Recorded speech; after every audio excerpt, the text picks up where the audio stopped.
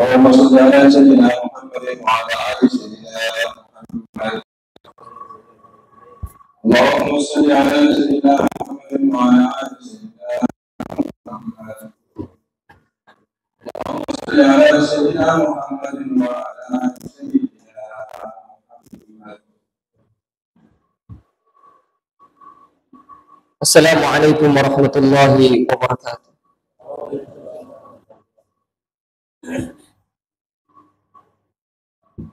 Asyhadu muslimin wa jumlatul mu'minin. Kemudian Nabi Muhammad qala Rasulullah sallallahu alaihi wasallam adalah kemudian hukum bi ta'al hukum alaihi hijab. Yang sahih hadis wala minta wala yatakallaman ahadukum faqad takut Wa'ala sawabahu Istami'u wa'ansidu la'alakum turhamun. Istami'u wa'ansidu la'alakum turhamun. Istami'u wa'ansidu la'alakum turhamun. Istami'u wa'ansidu la'alakum turhamun.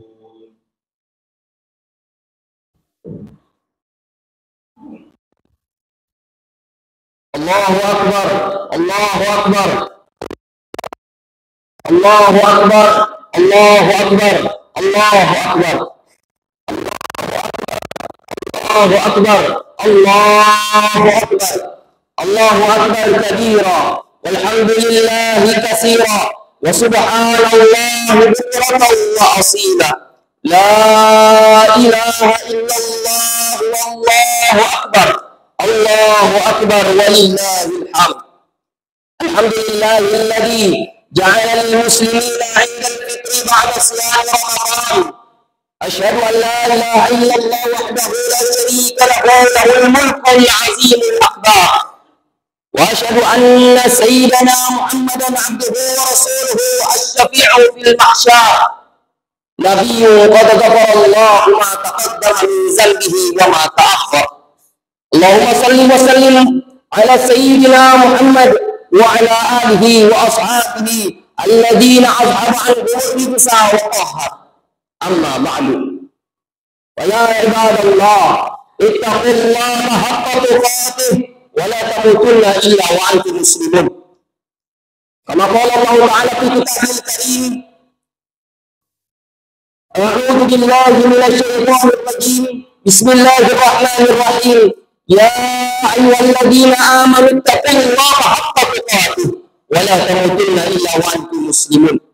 وقال أيضا يا أيها الذين آمنوا اتقوا الله وقولوا قولا سديدا يصلح لكم أعمالكم ويغفر لكم ذنوبكم ومن يطع الله ورسوله فقد فاز فوزا عظيما. الله أكبر، الله أكبر، الله أكبر، لا إله إلا الله والله أكبر. Allahu Akbar walillahil hamd. Ma'asyiral muslimin wal muslimat, jamaah salat Id yang dimuliakan oleh Allah Subhanahu wa taala. Pagi ini kita berkumpul di bawah cerah mentari setelah menjalankan salah satu program seorang mukmin, yaitu puasa Ramadan sebulan penuh. Taqabbalallahu minna wa minkum. Ya Allah, terimalah seluruh kelelahan dan keikhlasan kami. Catatlah sebagai pemenang. Panggillah nama-nama kami yang hadir pagi ini saat engkau membuka pintu jannah. Pagi ini kita menyadari bahwa tidak ada kesuksesan tanpa pengorbanan. Sebulan penuh kita tidak saja menahan diri dari makan dan minum, dari berjima, namun juga kita menahan diri dari ghibah, membenci, dari perselisihan, dari kedustaan, dan berbuat kezaliman. Pagi ini kita akhirnya memahami bahwa di balik setiap kebahagiaan ada konsistensi dalam kebiasaan-kebiasaan baik kita.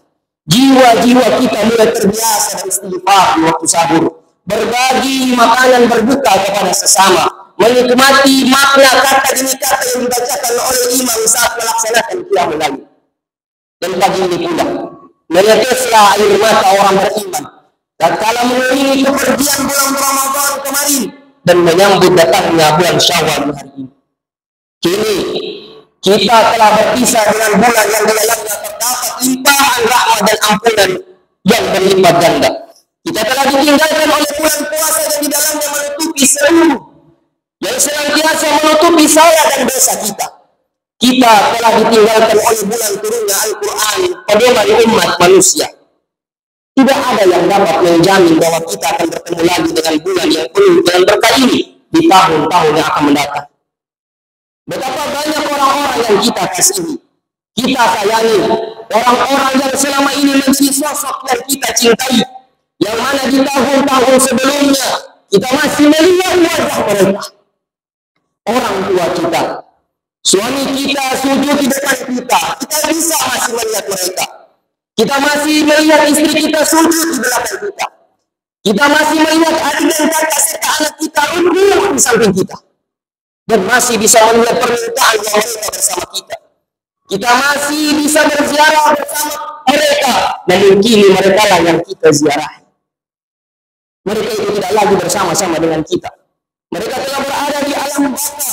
Hanya tinggal kenangan yang tidak mungkin akan terlupa. Sekarang hanya terbayang senyuman mereka di pelupuk mata. Allah sayang kepada mereka. Allah sayang kepada mereka. Oleh itu Allah panggil mereka untuk kembali. Karena sudah cukup amal mereka di dunia ini.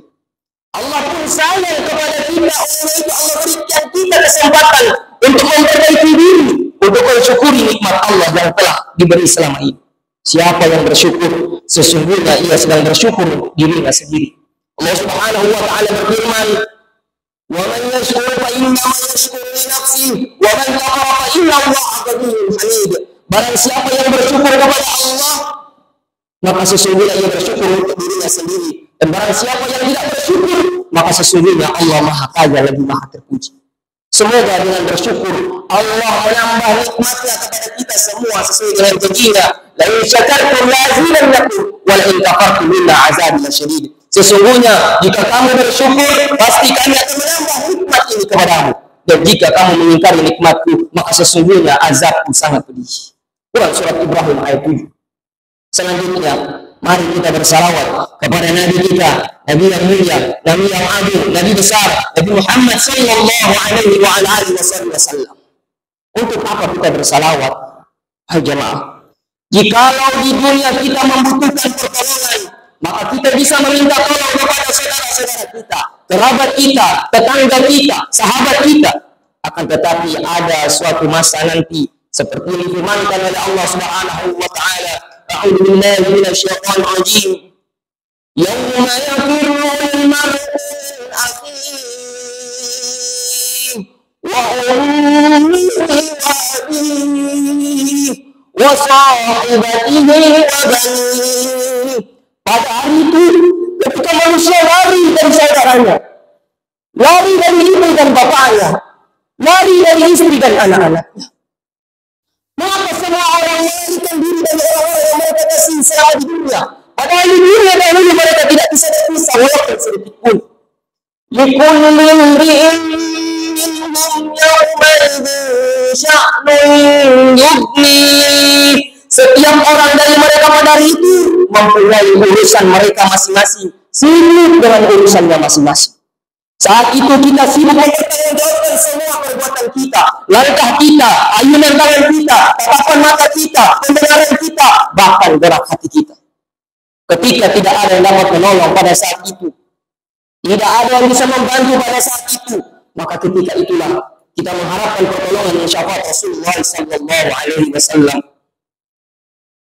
Semoga kita termasuk umat yang mendapatkan syafaat beliau nanti di yaumil akhir. Amin. Amin ya rabbal alamin. Allahu akbar, Allahu akbar, Allahu akbar walillahil hamd. Jamaah salat Id yang semoga senantiasa Allah rahmati. Pada hari ini kita berkumpul dengan hati yang riang gembira dan penuh bahagia. Kebahagiaan yang oleh sebagian orang begitu sulit untuk didapatkan. Banyak orang yang rela mengeluarkan berjuta-juta rupiah untuk sekedar merasakan kebahagiaan di tengah tumpukan masalah yang mereka hadapi setiap hari. Sementara kita, alhamdulillah, kebahagiaan yang kita rasakan hari ini kita peroleh dengan gratis dan cuma-cuma. Kita berdoa kepada Allah agar kita memang orang-orang yang layak untuk berbahagia di hari ini. kebahagiaan bukan karena keluar dari bulan Ramadan yang penuh dengan ibadah-ibadah yang berat, melainkan kebahagiaan di hari ini karena kita menerima hadiah besar dari Allah Jalla Jalaluhu atas kesabaran kita menjalani hari-hari yang penuh berkah selama bulan Ramadan. Bagi seorang mukmin, kebahagiaan di hari ini bisa saja dirasuki dengan kesedihan. Kesedihan berpisah dengan bulan suci yang penuh berkah, bulan di mana amal ibadah dilipat gandakan, berbagai ketaatan mudah untuk dilakukan, dan ini memang unik dan aneh, wahai jamaah. Bagaimana mungkin ada orang yang sedih ketika ia berpisah dengan bulan yang mewajibkannya untuk berpuasa di siang yang terik, tarawih di malam hari yang panjang? Bukankah seharusnya seseorang itu dia bahagia karena terlepas dari beban-beban berat itu? Tapi itulah seorang mukmin. Memang unik segala yang ada padanya, termasuk keunikan hari ini. Coba kita renungkan hari jamaah. 1 bulan penuh kita diwajibkan berpuasa. Siapa yang tidak puasa, maka dosa yang didapatkannya. Tapi tiba hari ini, kita malah diharapkan untuk berpuasa. Kalaupun ada orang yang terlalu rajin berpuasa, lalu tetap dia berpuasa di hari ini, maka yang akan didapatkannya adalah bukan pahala, tapi dosa. Bukankah ini unik, wahai jamaah? Meskipun puasa dalam sebuah ibadah adalah sebuah ibadah ketaatan, tapi pada hari-hari di mana hal itu menjadi sesuatu yang terlarang dan berdosa. Apa makna daripada hal itu? Yang pertama adalah kita beribadah tidak boleh sesuai dengan selera kita saja. Kita beribadah mesti ada tuntunannya. Kalau tidak ada contoh dan dasar dalam beribadah, maka jangan lakukan, karena yang akan didapatkan bukan pahala, melainkan dosa. Kita sangat menyukai sholat, tapi kita tak tahu kapan waktu-waktu di mana sholat tidak dibolehkan. Di sini bukan pahala yang kita dapatkan, melainkan kerugian. Beribadah tidak boleh sesuai dengan selera kita saja, harus ada tuntunannya. Yang kedua, seluruh kebiasaan dan pola hidup kita mestilah mengikuti kepada aturan dan anjuran agama. Kalau kata agama kita puasa, maka kita puasa. Tapi kalau agama mengatakan haram untuk puasa, maka kita tak boleh puasa. Semua pola hidup kita mesti merujuk kepada tuntunan Allah dan Rasulnya. Allah Subhanahu wa ta'ala berfirman, "Afara'aita man ittakhadha ilahahu hawahu wa adallahu Allahu 'ala 'ilm wa qatama 'ala sam'ihi wa qalbihi wa ja'ala 'ala basarihi ghishawah wa man yahdihi min ba'dillah afala tadhakkarun." Maka pernahkah kamu melihat orang yang menjadikan hawa nafsunya sebagai Tuhannya dan Allah membiarkannya berdasarkan ilmunya, dan Allah telah mengunci mati pendengaran dan hatinya dan meletakkan tutupan atas penglihatannya? Maka siapakah yang akan memberikan petunjuk kepada sesudah itu selain Allah Subhanahu wa ta'ala? Maka mengapa kamu tidak mengambil pelajaran? Rasulullah sallallahu alaihi wasallam bersabda, "La yu'minu ahadukum hatta yakuna hawahu tab'an lima ji'ta bih."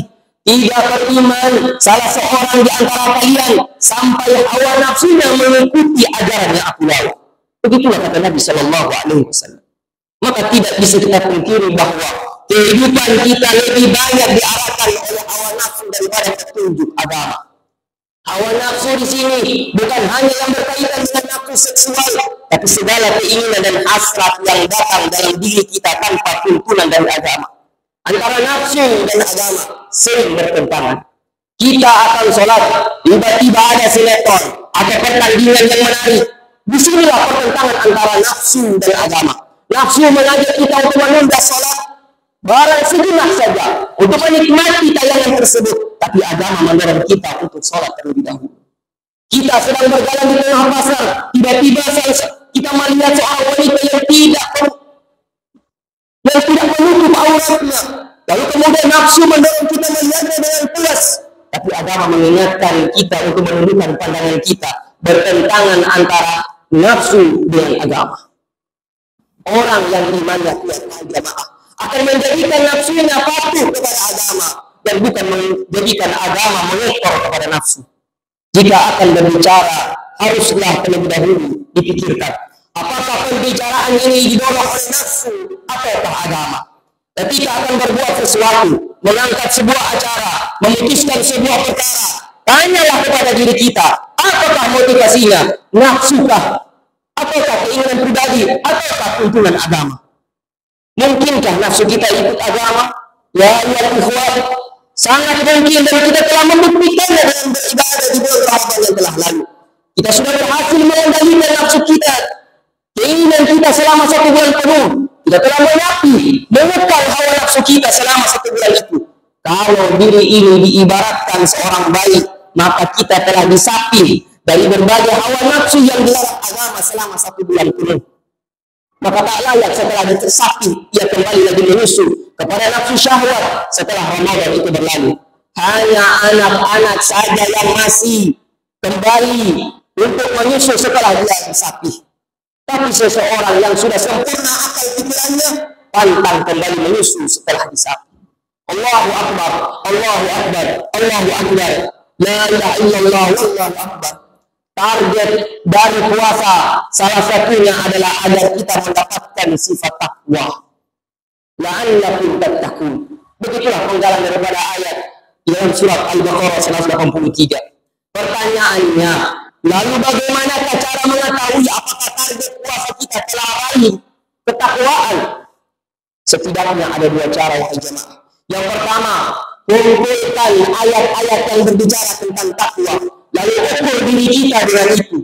Tapi ini mungkin agak lama dan berat. Ada yang lebih ringan. Apa itu? Dengan mengetahui apa lawan dari takwa. Yaitu lawan dari takwa adalah fujur. Fujur itu sendiri adalah melakukan maksiat terang-terangan tanpa rasa malu. Bukan hanya kepada Allah, bahkan kepada manusia pun sudah hilang rasa malunya.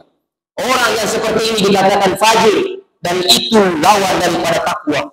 Bila seandainya sifat ini masih dimiliki olehnya, berarti akan sulit baginya untuk meraih takwa. Yang kedua, wahai jamaah, lihatlah bagaimana sikapnya kepada manusia yang lain. Apakah dia akan mudah marah tatkala dihina, difitnah, dirampas haknya, ataukah dia mampu mengendalikan dirinya, mengendalikan amarahnya dari semua itu? Lihatlah, apakah dia mampu menahan egonya untuk memaafkan kesalahan orang lain, ataukah dia masih menutup pintu maaf kepada orang lain? Oleh itu, orang sukses dengan puasa Ramadannya, yang berhasil meraih gelar takwanya, adalah mereka-mereka yang memiliki hubungan erat dengan Allah, hablum minallah, dan memiliki hubungan baik dengan manusia, hablum minan nas. Maka selepas ini, wahai jamaah yang dimuliakan oleh Allah, perhatikanlah betul hubungan baik kita dengan Allah Subhanahu wa taala. Perbaikilah kembali hubungan kita dengan Allah Jalla Jalaluhu. Itulah hablum minallah. Maka jagalah sholat fardu 5 waktu kita. Jaga sholat fardu kita dalam sehari semalam. Perbaikilah kualitas tilawah dan zikir kita. Berbanyak ibadah-ibadah sunnah kita. Cintailah apa yang dicintai oleh Nabi kita, dan bencilah apa yang dibenci oleh Nabi kita sallallahu alaihi wasallam. Jaga diri kita daripada perbuatan dosa dan maksiat. Perhatikan pula hubungan kita dengan sesama manusia. Hablum minan nas. Yani janganlah menggunjing aib orang lain, memfitnah, bahkan merampas haknya. Jagalah kehormatan sesama muslim. Janganlah suka mengadu domba sesama muslim. Berlaku jujurlah dalam bermuamalah. Jangan sekali-kali curang.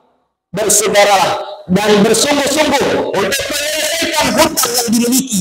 Berdoalah kepada Allah untuk dimudahkan. Mintalah maaf dan berilah maaf kepada orang lain. Anak meminta maaf kepada orang tuanya, begitu pun sebaliknya. Istri meminta maaf kepada suaminya, begitu pun sebaliknya. Kemudian perhatikanlah orang-orang yang mengalami kesusahan di antara kita. Bantu mereka, doakan mereka, karena sungguh orang yang menolong kesusahan saudara muslim ketika di dunia, Allah lah yang nanti akan menolongnya di yaumil akhir, di saat tidak ada pertolongan selain pertolongan Allah Jalla Jalaluhu. Aku qauli hadza wa astaghfirullah li wa lakum wa lisairil muslimin innahu huwal ghafurur rahim.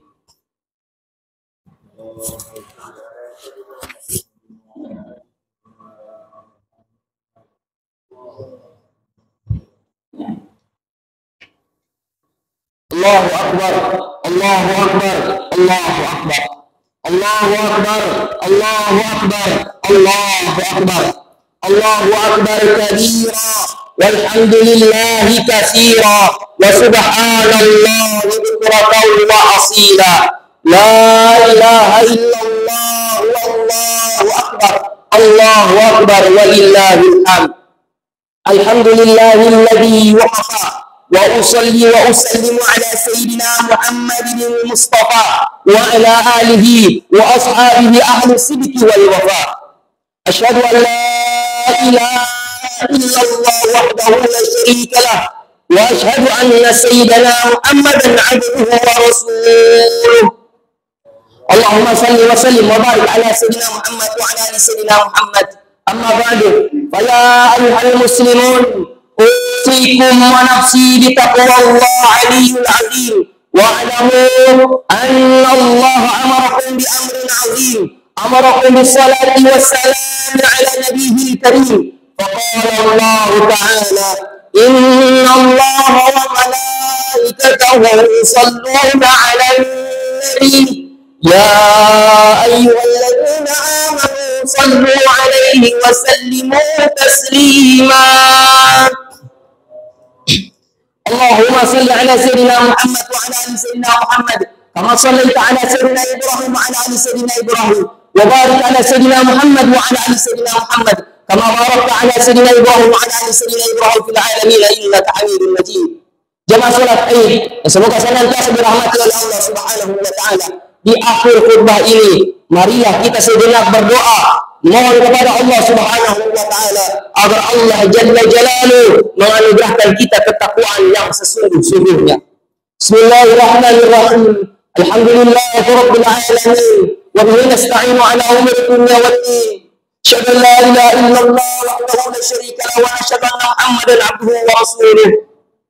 Allahumma ighfir lil mu'minina wal mu'minat والمسلمين والمسلمات الأحياء منهم والأموات إنك أنت السميع القريب مجيب دعوتها قبل الحاجة.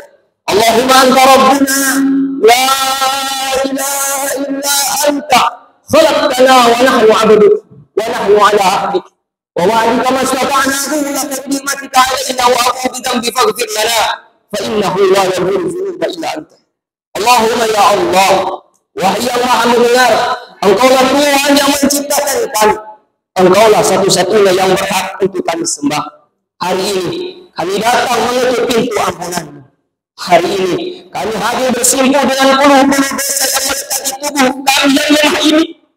Ya Allah, betapa kami sering lupa bahwa kehidupan ini sangat singkat, sehingga kami pun jatuh dan jatuh dalam kedurhakaan terhadap perintah-Mu. Ya Allah, ampunilah kami, ya Rabb. Ampunilah kami, ya Allah. Ampunilah kami, ya Allah. Ya Allah, jika Engkau menutup pintu ampunan-Mu yang agung, kepada siapa lagi kami harus mencari ampunan?